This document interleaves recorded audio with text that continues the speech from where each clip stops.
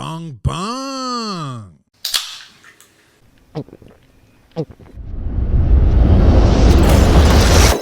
Thirst Trap, a blockbuster quench for your thirst. Comedy, action, or horror. Will this movie win an Oscar? Set design, directing, acting, lighting, or costumes. This segment is Clay's Reviews. What's up? It's just me. I'm solo today. Boss man Claytron, the PhD of podcasting. You know who I am. And I am here today to review Tires on Netflix. And yeah, it's a tricky one, man, because it's good. It's good. It's fine. Is it the best show on TV? No. Objectively, no. Am I 2 degrees of separation away from Shane Gillis? Yes. Am I deathly afraid of burning bridges? This is why I don't review, the stand-up comedy I watch. Every hour of stand-up that gets released on Netflix, YouTube, Amazon, Binge, whatever it gets released on, I watch it. I absolutely refuse to review them because I don't want to burn bridges. What if I review someone bad and then bang, they're performing in Adelaide and I send them an email, ask them to open for me. And they're like, no, saw your review of my stand-up, you gave it a 2. Why would you want to open for me anyway? That's a good question. Why would I want to open for you if you're not funny?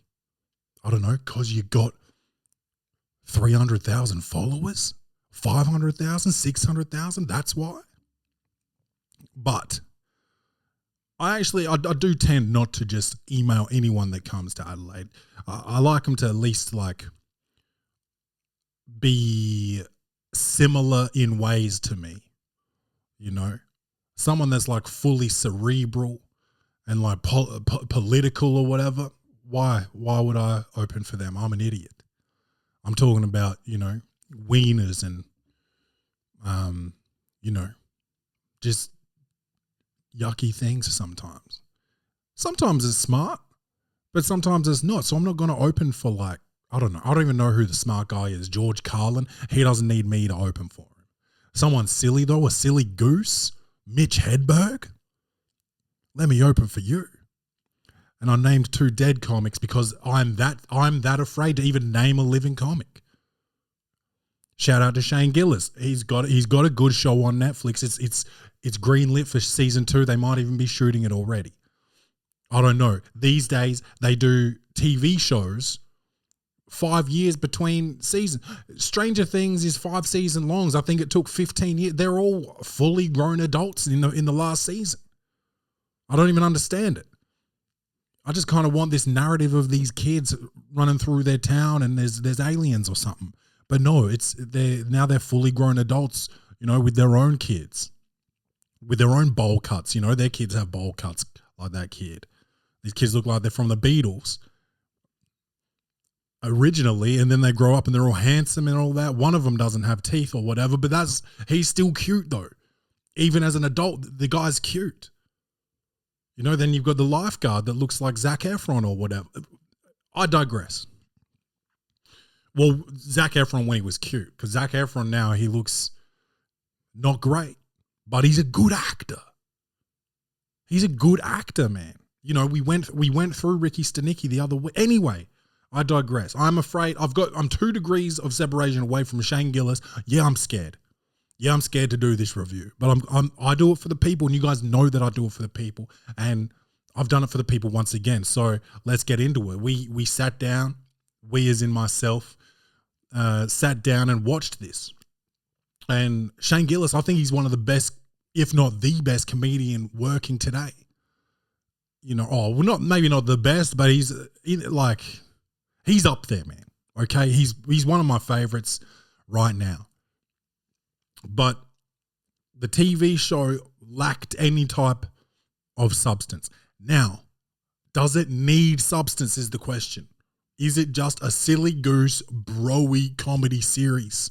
Yeah, that's all it is, and it knows that. It is just joking, but it's super shallow. There's no depth. There's no real depth to it. The main character is given this tire shop, this tire chain, the whole franchise, I think. He gets from his father. And I think it's like struggling, so he tries to turn it around with like the perspective of the youth, or like not the youth, but like a younger generation. And his cousin is just torturing him with, not bullying, but just joking, just like ribbing, teasing, being a silly goose. It's bro comedy, man, and it's cool. I like it. It's funny. I laughed many times watching this out loud. And yeah, so his cousin is his employee now, and that's Shane Gillis. And it made me think about, like, his father gave him this tire shop, this whole franchise, and he's got absolutely no experience in how to run a business. And that's nepotism. And that's LeBron James and Bronny James, who is out here stinking up the summer league. He's the 55th pick in the draft, playing 20 plus minutes a game. Okay. I think the Lakers had the 17th pick in Dalton Connect. I may be wrong with 17, but whatever. This dude's getting absolutely no shine in the media, and it's not because he's playing bad. He's actually playing pretty good.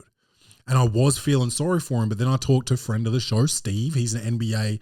I guess he's the unofficial NBA analyst of the Welcome to the Poddy podcast, because this guy's a guru with stats. I want to say savant, but he's borderline specced out with the stats. He loves stats, and he's telling me like, Bronny's playing this many minutes, Dalton Connect's playing the same amount of time, but he's doing this and that. And I'm not. We've gone down the Bronny rabbit hole. I'm not a mad supporter of the kid. Has he overcome cardiac arrest, and now he's playing in the NBA? Congratulations, but I don't think he's earned it. JJ Redick turns around. He says, Bronny has earned this. That's a lie. Shout out to Maury Povich. And that's what this is. There's nothing wrong with handing down a business. That's still nepotism, but it's in the family. It's built in the family. You get to do whatever you want with it. LeBron James doesn't own the NBA. He doesn't own the LA Lakers, but he just gets to pick whoever is on any team he plays for. He gets to pick what offense they run, which is generally everything goes through me. And he gets to pick his son 55th in the NBA draft by bullying other teams. Rich Paul saying, don't draft Bronny, or we're just going to send him to Australia. Okay? So they pick him up. 55th overall. He gets given the gift of the NBA title. Not only that, he gets a guaranteed contract for $8 million without playing a single minute. Then he comes into the summer league and shoots 0 for 20 over the first 3 games. He hit a couple shots since then, but people are saying, like, you see clips and captions are, Bronny leads his team to the victory. Okay, 5th leading scorer. Like, what are we doing here? That's nepotism. Me and my dad was the manager of a sports store, and he got me a job there. That's nepotism. Did I go to a job interview? No. He just came home with a shirt one day and said, when do you want to start? Bang, I'm in there. Now I'm going to work every Thursday. I worked hard though. I didn't just go there and fuck off, but that's nepotism. I didn't interview for that job. Was it an $8 million contract? No, it was like an $18 an hour, high school job.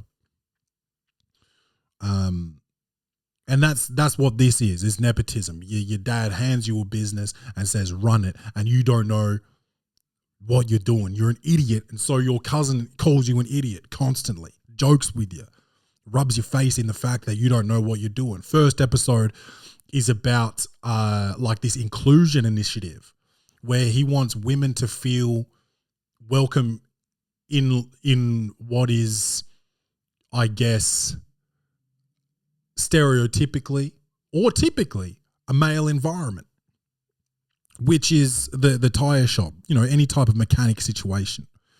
And he does this by basically putting up posters with like pink font, and he has a woman at the front desk who is completely inept at performing her role as just a receptionist, glorified receptionist. She really just sits on her phone and chews gum.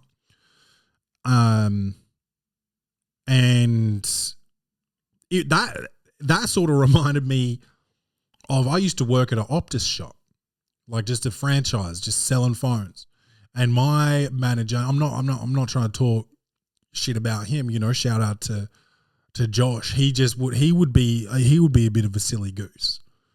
Like, how you guys going today? Selling phones and breaking bones? You know, like, come on guys, you guys selling bones and smoking cones? You know, and yeah, I was selling bones. I wasn't selling bones. That's like an invitation for an investigation. I'm not really trying to get that, but I was selling phones. Was I breaking bones? Not really.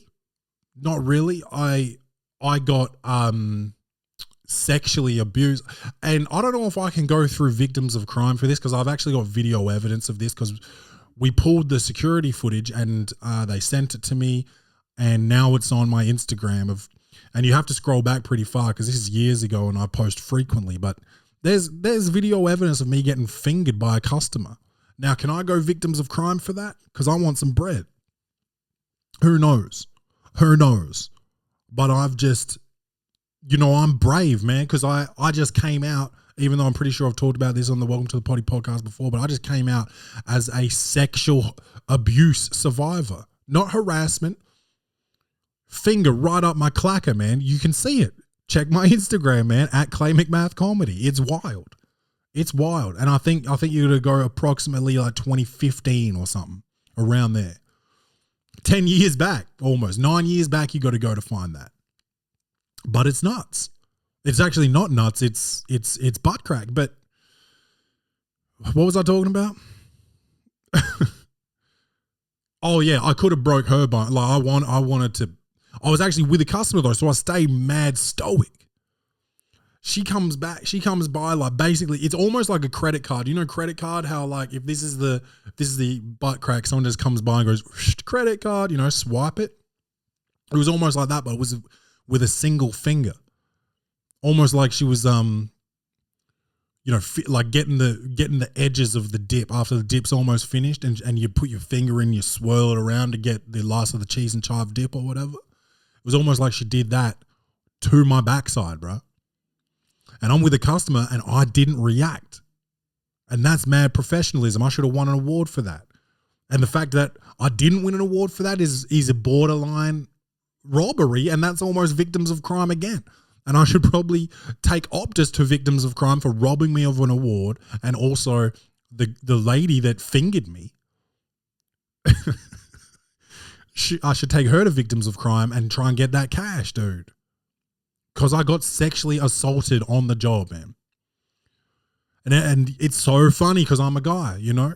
If I was a girl, dude, I would have got paid already. Think about that. I got straight up Weinsteined and didn't even get a part in a movie for it. Don't I deserve something? Anyway. The guy's just a fool. And he's mad funny too. Him and Shane going back and forth are mad funny. Everyone's mad funny. It's just, yeah, like I said, it's just goofy bro comedy. There's not much like in terms of a message.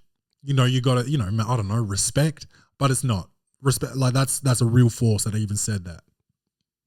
Shout out to the Thirst Trap for the, you know, 100% Australian spring water. Sustainable AF. But yeah, man, there's an episode where like someone Shane went to high school with comes in and he's he's making six figures, but high six figures. Like I'm talking like 600K a year or something like that. I think he said maybe it's 200. It's decent money, man, versus someone that works at a mechanic making 80, if that. No disrespect. This is American dollars too. So like, 80s, nothing to sneeze at. But this guy comes in from high school, absolute, bro-y jock type of dude. And he's like, yeah, man, I'm making this much money. Like, you should come work for me, man. You can do better than this. And Shane's getting all like, oh, yeah, dude. Like, yeah, I should. Really? I can do that? Doing what? And there's some sort of, I don't know, installing Windows or something. I don't know. But like, sometimes you get an offer. Sometimes you get an offer. Like, dude, I got an offer to play for this team in the middle of Western Australia, like in the desert, dude, mining country. But it was big money because they had like the mines were sponsoring this team. And they're like, come out here, play in front of next to nobody against I don't know what type of competition. But here, this is the kind of bread you can make. And I almost did it. But I decided to play for the Albury Wodonga Bandits. Shout out to the Bandits. I had a good time up there. And made reasonable money and had a great time. Championship runs 2 years in a row. Made the right decision against bona fide competition in front of crowds.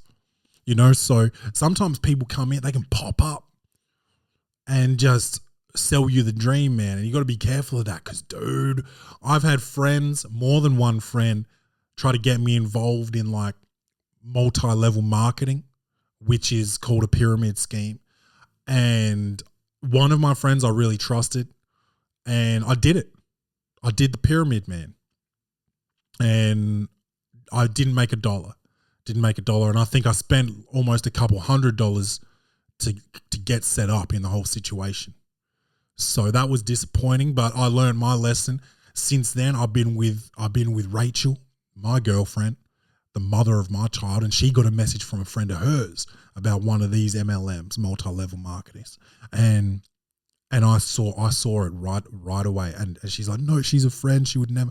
I'm like, the first people they go for is their friends. That's easy work.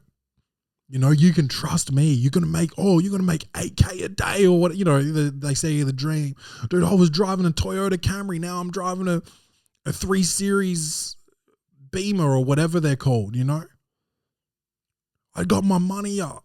I diversified my stock portfolio off of this, She comes to me, she says, Clay, my friend said, maybe I can do this. I'm like, don't you dare. What are you going to do? I've just got to buy $1,000 worth of product and then I use that to sell it. I use that to show people the benefits. I'm like, $1,000, who gets that? Your friend, right? Your friend. But she doesn't even get all that. She probably gets 500 and then 500 goes up the pyramid, bro. That's a pyramid scheme. Don't do it. It's like, it's not. I guarantee it is. Dude, friends and family is the first you go for because that's easy winnings. Easy winnings, man. You get the friends and family first, then you've got your team underneath you, then they recruit their friends and family. You don't even need to start talking to strangers. Oh, you host parties and shit. Oh, you host parties? Oh, so it's Herbalife or whatever? Scam. Anyway. People come in and offer you stuff. That's all I'm trying to say. This guy comes into the store.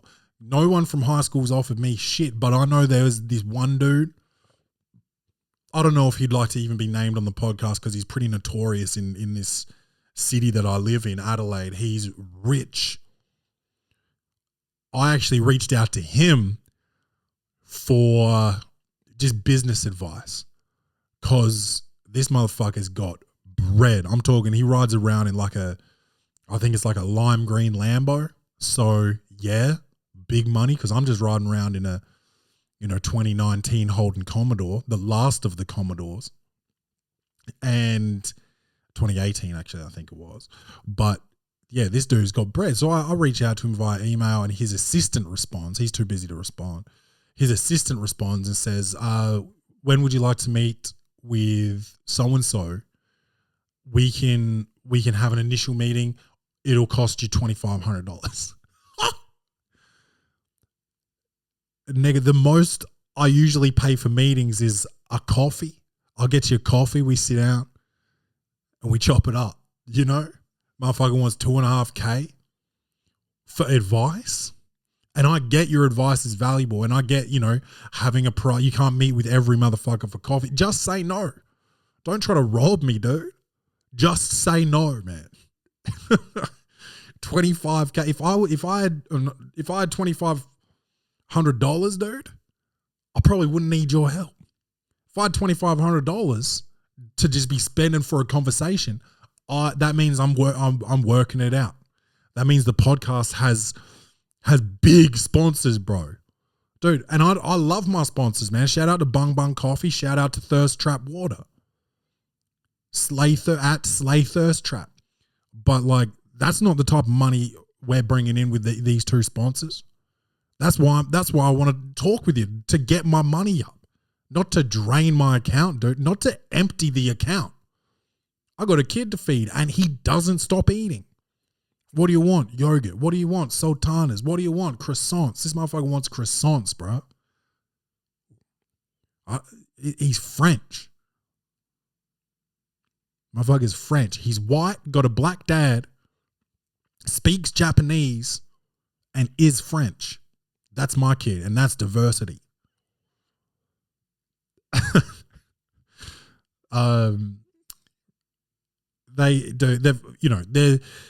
There's interesting characters in this show. Like, I'm going back to the show now. There's interesting characters, but like, you don't learn enough about them. My man Stavros Halkias, another great comedian, very, very funny comedian. Love his stuff. He's in there, and he's like, I don't know if he's like, you know, the finance guy. They probably do say it. I don't remember what he is, but he's such a good character. He's eating in like every shot, like Brad Pitt in Ocean's 11, 12, 45. Eating in every shot. It's fantastic. He's got like crumbs in his chest hair. It's magical. The decisions are great. The comedy's great. The story, they're relatable enough. Like I said, nepotism, guy from high school, dumb decisions by the manager, sales competition. Who's ever been in a sale role? Every role, whether you're doing business to business sales or direct to consumer, there's always a sales competition. Whoever wins, whoever sells the most phones and smokes the most cones gets their phone bill paid for the next 6 months, Whoever sells the most houses gets a Rolex this year, There's always a sales competition. And I think sales contests are great.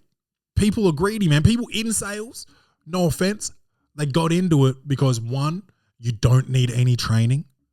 You don't need to go to uni to sell something. I can sell something to you right now. What do you want me to sell to you? I'll sell you a pack of Band-Aids, bro. Dude, you got a cut on your finger or anything? You've been pruning the roses or anything like that?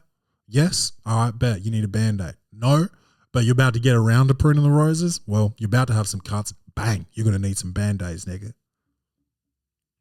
There, I just made myself, $1.65. $1.65 because I only sold that motherfucker one box of Band-Aids. I need to sell 1 million boxes.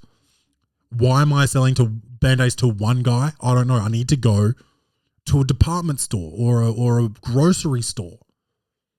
But not just one of them. I need to go to the head office and be like, let me supply Band-Aids. And my company's called Band-Clades. Let me send that.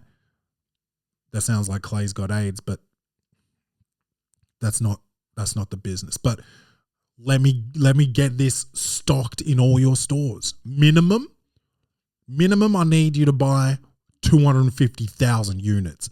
Boom.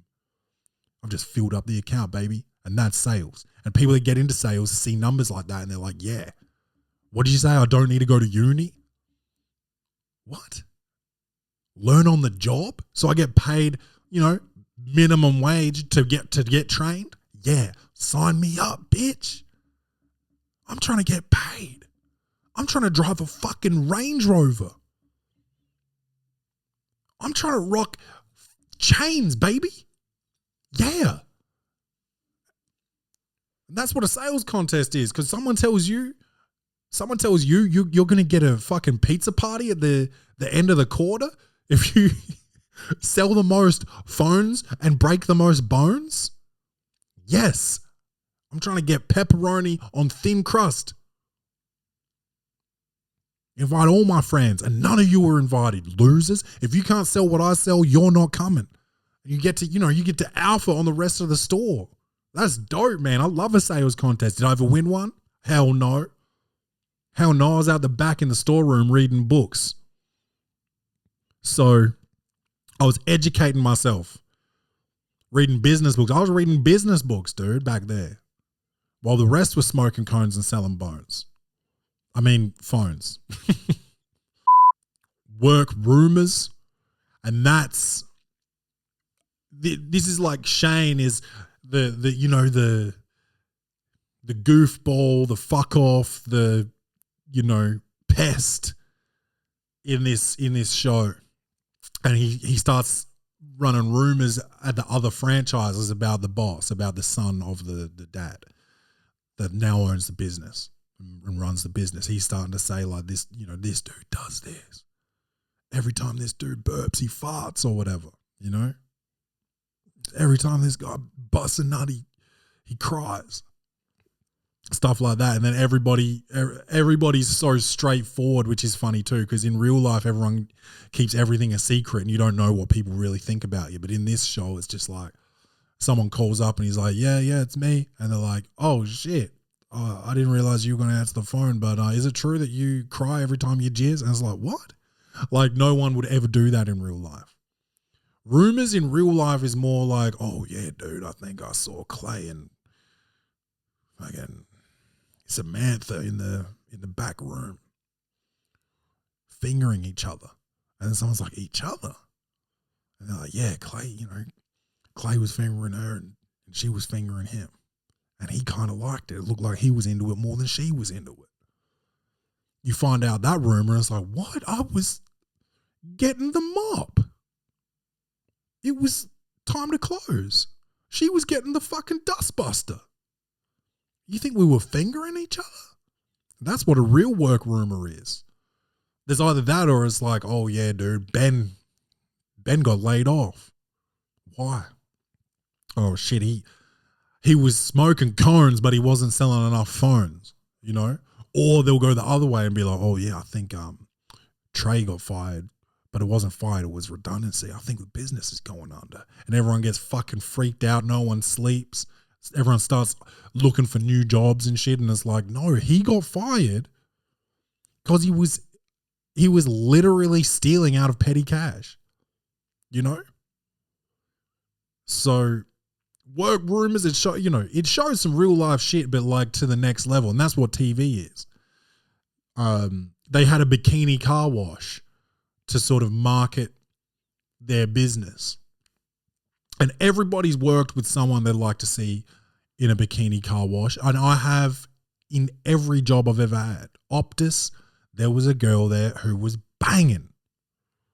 I ended up actually seeing her. But actually after I left that job, we got to texting and then started to hit it off. We actually used to have mad arguments at work all the time. Because I'm an abrasive personality, but we got to do it later after work, because you don't want to hook up with a coworker, man. And I did. At another job, I was working at a pub. I was a bartender, and I hooked up with one of the other bartenders twice. 2 different bartenders at 2 different pubs hooked up with, and those both ended in just absolute horror. Broken hearts and smelling farts. And that's why you don't want to do. Imagine breaking someone's heart and then having to show up and work a shift together, or having your heart broken and having to rock up and do a shift with like the love of your life, or so you think. And, you know, it's bartending, so every dude's hitting on the bartender. So every time she kind of flirts back, because that's the job, you're basically a stripper with clothes on when you're a female bartender or a male one. I used to get sexually harassed all the time as a bartender, matter of fact. Did I get a finger up my booty? Nah. But yeah, you see these dudes flirt with them, they kind of flirt back, oh, you know, and it's always an older gentleman, so they're always saying like, oh, Keith, oh, goodness me, Keith, you're such a flirt, and you're like crying, into someone's beer, and he's like, hey, I don't want any fucking salty bullshit in my drink, re-pour that. You're like, I'm sorry, oh, I'm sorry. And that is what happens, dude, when you bang someone you work with, and you don't want to do that, but do you want to see some people at work doing a bikini car wash? Yes. Every job I've ever had, there has been people who I for certain need to see do that. Have there been people I for sure do not need to see do that? Yes. Yes, for the most part. For the most part, it's quite rare actually there's like one or two that you want to see do the bikini car wash. And the rest is, it goes downhill quick, man. It's brutal. But those ones, man, that you do want to see, it's just, I wanted to say it's a sight to be seen, but it is a sight to be seen because I haven't seen it. I've never worked at a place that's actually done a bikini car wash, but I'd like to. I'd like to work at a place that does that. I love, you know, entrepreneurial whatevers, like entrepreneurial, like just swag. Motherfuckers like, I need to make some bread. How do I do it? Oh yeah, some soapy tits. That's old school business, man. People are, you know, talking about meta advertising and, you know, make sure your pixel's connected to your website and your website's connected to the knee bone or whatever, and you're just like, dude, just get some soapy tits in front of someone's face and we're going to sell so many phones and crack so many bones. You know what I'm saying?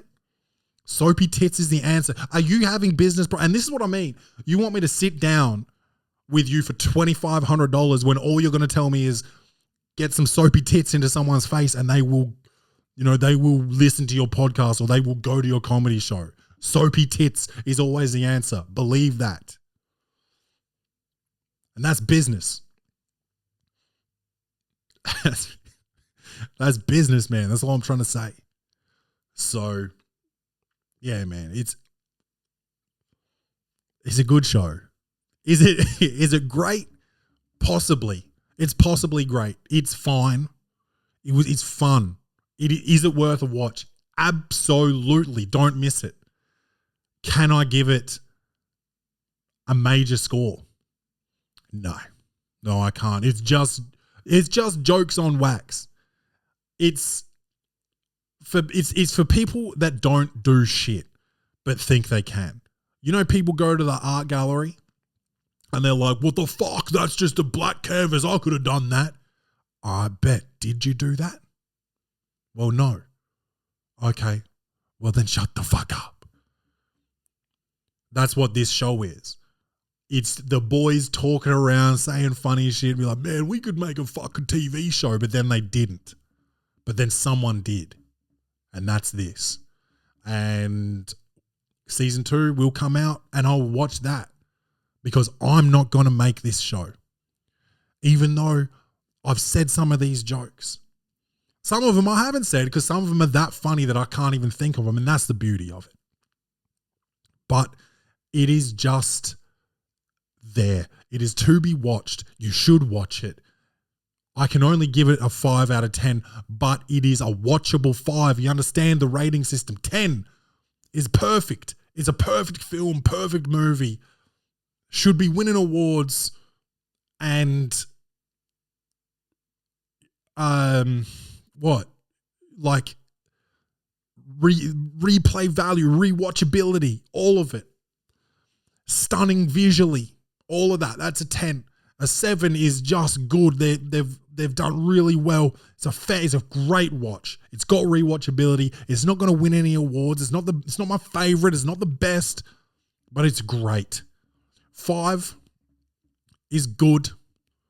Sometimes it's rewatchable. Sometimes it's not. Sometimes it actually is bad. It's not fun to watch, but technically it's great.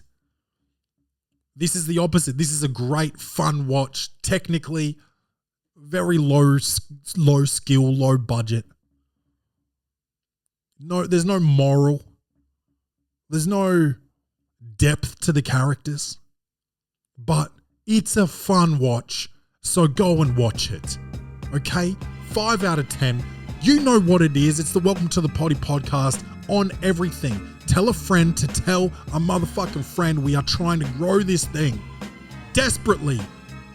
I need $2,500 so some guy can tell me to get some soapy tits in front of the people that don't watch the show to get them to watch the show.